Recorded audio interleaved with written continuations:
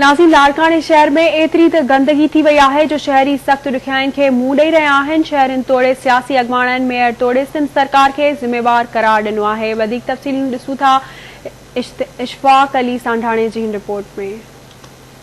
शहर अंदर गंद कचरे जा ढेर इंतजामिया जी दवाउनि जी पत वाखी करे छॾी आहे। सिटी मेयर असलम शेख खे हटाइण बैदि नए सिटी मेयर खैरमन शेख जे अचण खां पोइ बि शहर जा अक्सर इलाइक़ा घिटियूं कचरे जे ढेर में तब्दील थी विया आहिनि। लाड़काणे मां नए चूंडियल MPA मौज़म अब्बासी, JUI अॻुवाण राशिद महमूद सुमरे, PTI अॻुवाण सैफुल्लाह अबड़े, PP अॻुवाण Safdar Mithiani, chamber of commerce लाड़काणे जे अॻुवाणनि ऐं शहरी इताद जे अॻुवाणनि सिंध सरकार ऐं लाड़काणे जे मेयर खे ज़िम्मेवार करार ॾींदे चयो आहे त हिकु नायल मेयर खे हटाए ॿिए नायल खे मुक़रर करे शहर खे गंदगी में तब्दील कयो वियो आहे। मेयर अॻ में जेको हुयो उहो नायल हुयो, हे उन नायल जो बि वरी वॾो नायल आहे जेको हाणे मेयर रखियो अथऊं। इन जे हूंदे गटरनि जा ढक खुलिया पिया आहिनि। असांजा नंढड़ा मासूम ॿार बच्चा गटरनि में किरी फौत थी रहिया आहिनि। लाड़काणे जे अंदरि नाक़स निज़ाम आहे सफ़ाई जो, सुथराई जो। हेतिरी करोड़नि रुपयनि जा फंड्स हूंदे मतिलबु ईअं न आहे त को म्युनिसिपल वटि फंड्स कोन्हनि के, पर हिते विल कोन्हे का। मां सम्झां थो त नाअहलीअ जी इंतहा आहे त हिकिड़े मेयर खे कारकर्दगी जे बुनियादनि ते हटाए त उहो लाड़काणे वारनि जी ख़िदमत न करे सघियो, नाअहल आहे। उनखे हटाए उनजे कुर्सीअ ते हिकु अहिड़े नाअहल माण्हू खे विहारियो वियो आहे जंहिंखे मां सम्झां थो त सीट ते वेहण जो न हक़ हासिल आहे, न उन में सलाहियतूं मौजूदु आहिनि। सिविक सेंसिस भी पब्लिक में डेवलप थियणु घुरिजनि पंहिंजो कान कोई थोरो घणो कमु पाण खे बि करणु खपे। आम माण्हू में इहो त ज़रूरु हुजे घटि में घटि नाली ॿियो टियों जेके बि हुन में थेलियूं विझनि था, ॿियो गार्बेज विझनि था, उन सां इहो पंहिंजो ड्रेनेज सिस्टम ख़राबु थिए पियो अथई।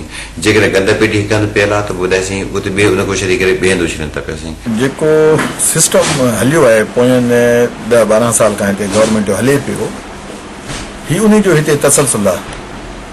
तव्हां कंहिं बि हिकु माण्हूअ खे उनजो ज़िम्मेवार कयो त बाबा हीउ मेयर आहे या ॿियो आहे। एक्चुअली त सिंध गवर्नमेंट आहे जेको उन्हनि सिस्टम अहिड़ो हिते आंदो आहे त जेके बि TMAs आहिनि, म्यूनिसिपलिटीज़ आहिनि, उहे प्रॉपर पंहिंजी ड्यूटीज़ नथा ॾियनि। मेयर लाड़काणो जेको मौजूदा आहे मोहतरम खैर मोहम्मद शेख साहब, माशाल्लाह इहो अॻु में 2 दफ़ा UC नाज़िम रहियो आहे, पर हिकिड़ी UC ऐं 20 UCयूं हलाइण में मुंहिंजे ख़्याल में घणो फ़र्क़ु आहे। हिन वक़्तु उनखे इन्हनि 20 UCयुनि खे संभालण जे लाइ थोरी मुश्किलातूं ज़रूरु आहिनि। कुझु तकलीफ़ूं वापारी बिरादरियुनि खे बि आहिनि। कंहिं बि क़िस्म जी का बि शइ डिलीवर कोन कई आहे। शहर गंदगी जो ढेर बणी वियो आहे।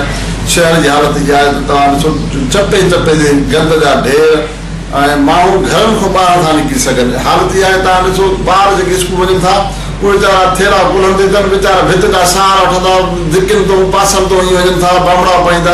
इहा हालत आहे जेके शहर आहे। मेयर खैर मोहम्मद शेख साहब खे अपील थो कयां फाइनली इहो मसइलो बि तरजीह बुनियादनि ते हल कयो त जीअं सफ़ाई लाड़काणे जे माण्हुनि खे कम से कम सफ़ाई ऐं ड्रेनेज या जेको बीठल पाणी आहे इन्हनि मां त छुटकारो मिले। आवाज़ TV तरफ़ां लाड़काणे जे मेयर खैरमन शेख सां राब्तो करण जी कोशिश कई हुई, पर मसरूफ़ियतुनि सबबि पंहिंजो मौक़िफ़ न ॾेई सघियो। लाड़काणे जे शहरनि तोड़े सियासी अॻुवाणनि मुतालबो कयो आहे त शहर मां सफ़ाई कराए टेरस बणाइण वारी